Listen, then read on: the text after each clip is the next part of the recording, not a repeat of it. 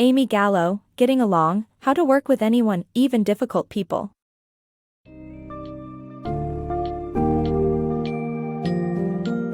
In Getting Along, How to Work with Anyone, Even Difficult People, Amy Gallo delves into the complex world of workplace relationships and their impact on job satisfaction. Contrary to popular belief, your status or line of work alone won't guarantee happiness. Instead, social connections and supportive colleagues are key factors.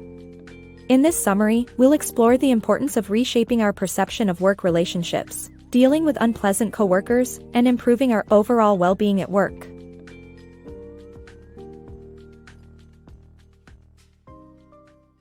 Social connections, key to job satisfaction. Job satisfaction is not always dependent on impressive titles, high salaries, or the nature of the work itself. Instead, it hinges on the quality of social connections and the relationships formed in the workplace.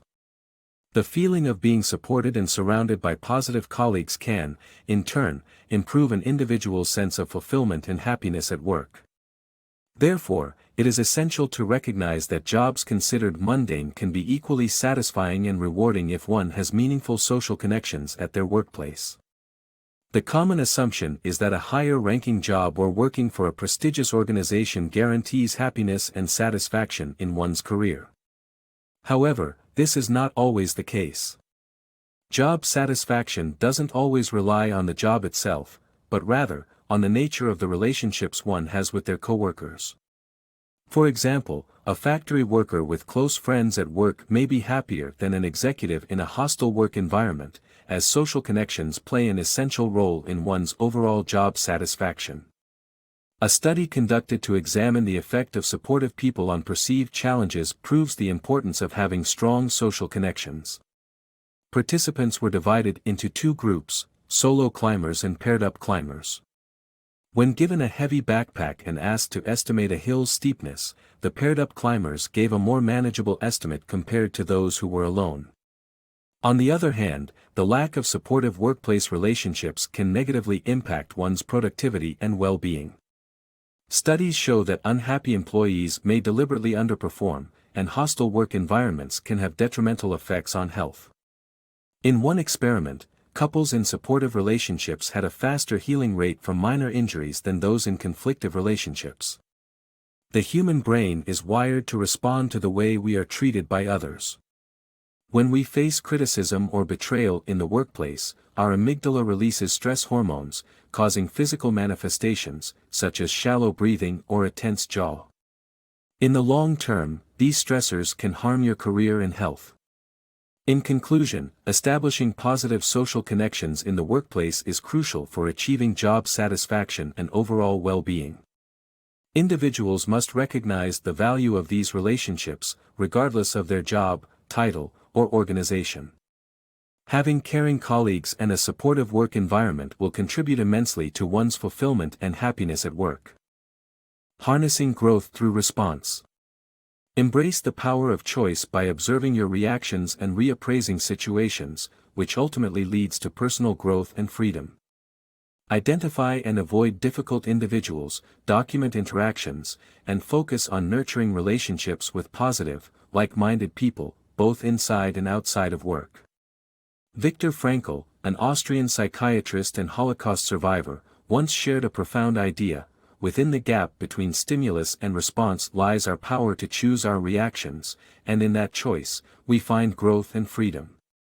To explore this concept, consider your own reactions to various situations. For instance, imagine presenting at work and becoming upset when a coworker shrugs instead of applauding. You might feel as if the presentation was a failure. However, this reaction may stem from a negativity bias, where you focus solely on the undesirable outcome while overlooking any positive aspects.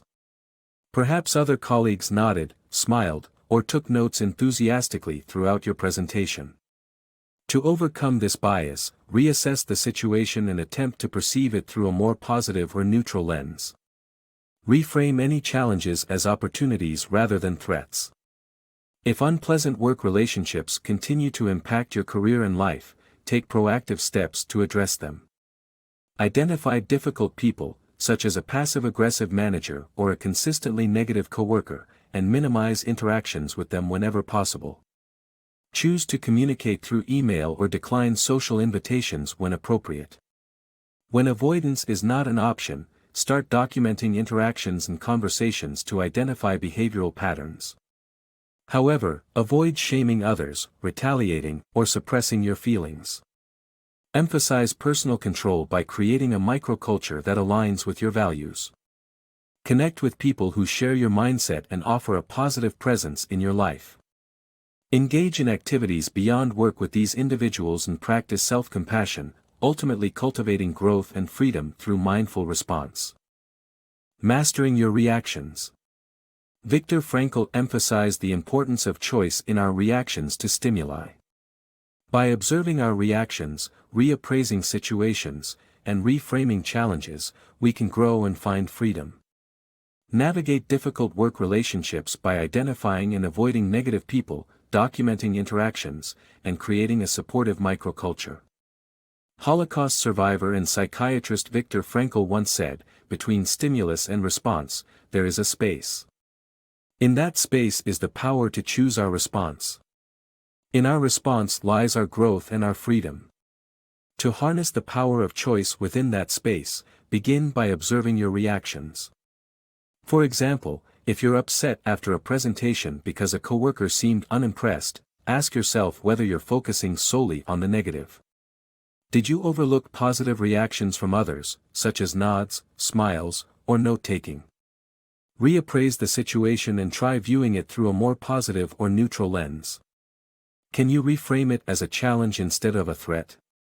If negative work relationships continue to impact your life and career, take active steps to address them. Identify the difficult individuals, such as passive-aggressive managers or negative coworkers, and minimize interaction with them. Politely decline social invitations, and opt for email communication instead of face-to-face conversations. Should interactions with problematic individuals be inevitable, document the details to establish patterns of behavior. However, avoid shaming others, retaliating, or suppressing your own feelings.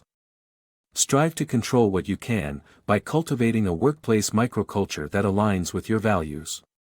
Surround yourself with like-minded people who support and uplift you. Engage in enjoyable activities outside work with those who give you positive vibes, and remember to show yourself compassion. In doing so, you empower yourself to choose your response and propel personal growth.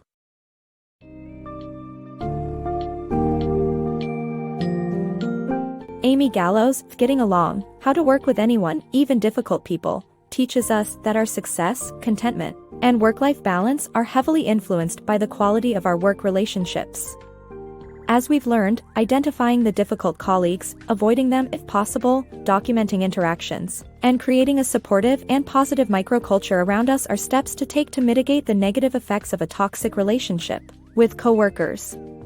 Remember that it's crucial to focus on the things within your control, and cultivate compassion for yourself as you navigate your unique work environment.